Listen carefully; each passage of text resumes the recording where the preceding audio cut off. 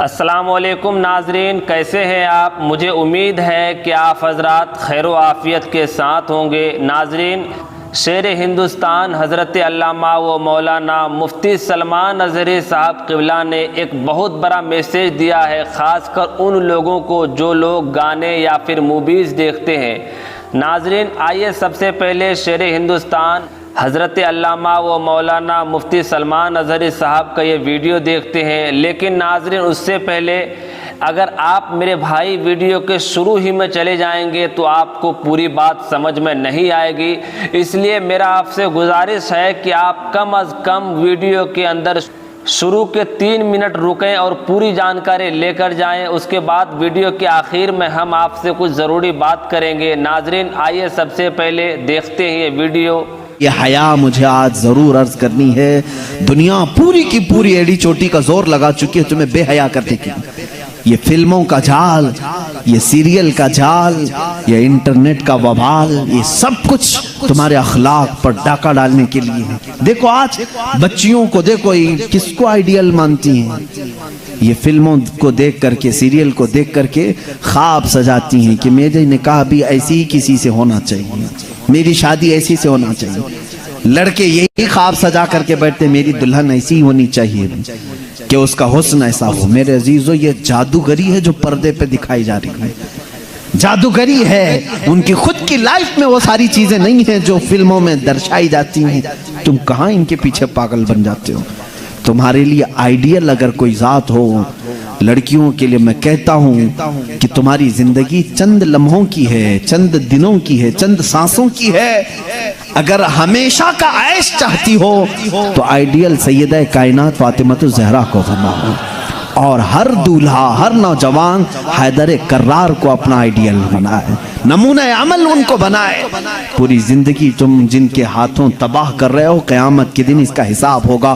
2 آیتیں پڑھتا ہوں میں، سمجھ جاؤ۔ مجھے امید ہے کہ ہمارے بچے توبہ کر لیں گے، مجھے امید ہے کہ ہمارا نوجوان توبہ کرے گا، اور اللہ رب العزت کی جب اسے یاد دلا دی جائے، انشاءاللہ دل میں اگر ایمان کا ایک ذرہ بھی باقی ہے وہ پلٹ جائے گا۔ میرا مولا قرآن میں فرماتا ہے، تم جن ہاتھوں سے کھیل رہے ہو، جن اپنے اعضاء سے کھیل رہے ہو، یہ مت سمجھنا کہ کوئی نہیں دیکھ رہا۔ مولا علی کرم اللہ وجہہ الکریم فرماتے ہیں، میں نے زندگی میں 2 چیزیں دیکھی کہ جب تنہا ہو تو ڈر جانا، اس لیے کہ گواہ بھی وہی ہے، حاکم بھی وہی ہے۔ گواہ بھی وہی ہے، حاکم بھی وہی ہے۔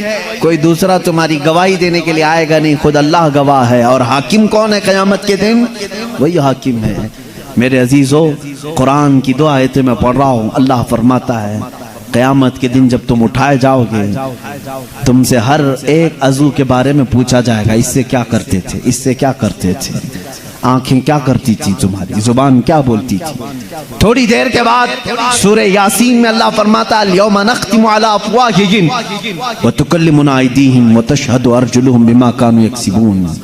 اللہ فرماتا ہے، چپ رہو، آج کے دن ہم تمہارے منہ پر مہر لگا دیں گے، تمہارے ہاتھ ہم سے بات کریں گے، تمہارے پیر ہم سے بات کریں گے، جو کچھ تم کرتے تھے وہ سب بارے میں چل کر کے آیت آتی ہے، وَقَالُوا لِجُلُودِهِمْ لِمَ شَهِدْتُمْ عَلَيْنَا قَالُوا أَنْتَقَنَا اللَّهُ الَّذِي أَنْتَقَ كُلَّ شَيْءٍ۔ یہ ہمارے جسموں کی چمڑیاں اس دن بات کر رہی ہوں گی، حتیٰ کہ روایت میں ہے ران کی چمڑی بولے گی کہ یہ کیا کیا کرتا تھا۔ یہ انسان گھبرا کر کے کہے گا اپنی چمڑیوں سے، تمہیں کیا ہو گیا، تم تو بولتی نہیں تھی دنیا میں، تم کیسے میرے خلاف کھڑے ہو گئے؟ وہ چمڑیاں اس وقت بھی کہیں گی کہ تو آج خاموش ہو جا، تیری زبان دنیا میں تھی اور آج اللہ نے ہمیں بولنے کا موقع دیا ہے۔ یہ سب ہمارے خلاف کھڑے ہو جائیں گے۔ اس لیے میرے عزیزوں، اے نوجوانوں، یہ زندگی بڑی قیمتی ہے جو اللہ نے تمہیں امانت کے طور پر دی ہے۔ رات کی تنہائیاں اگر تم نے اپنی حفاظت میں نہیں رکھی تو قیامت کے دن مجمع عام میں رسوا ہونا پڑے گا، ذلیل ہونا پڑے گا۔ اس وقت ہمارے اعمال کھولے جائیں گے جب ہمارے ماں باپ بھی سامنے ہوں گے، ہمارے بچے بھی ہمارے سامنے ہوں گے، ہماری بیویاں بھی ہوں گی، بلکہ حد تو یہ ہے کہ محمد عربی صلی اللہ علیہ وسلم سامنے ہوں گے، صحابہ ہوں گے، اولیاء ہوں گے، سب کے سامنے کہا جائے گا کہ تیری ساری تنہائیاں بتا، تو نے کیا کیا کیا ہے۔ لیکن ایک بات یاد رکھو، وہ مولا کریم ہے. 1000 گناہ ہو جائیں لیکن اس کا ایک وعدہ ہے.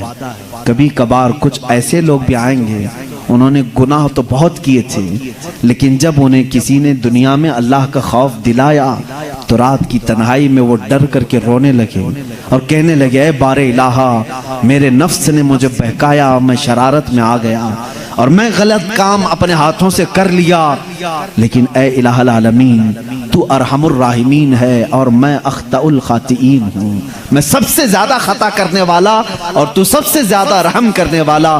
رب تعالیٰ فرماتا ہے قیامت کے دن وہ آئے گا, اس کے نامہ اعمال ہوں گے ہاتھ میں, لیکن یہ جتنے گناہ تھے وہ سب مٹا چکے ہوں گے.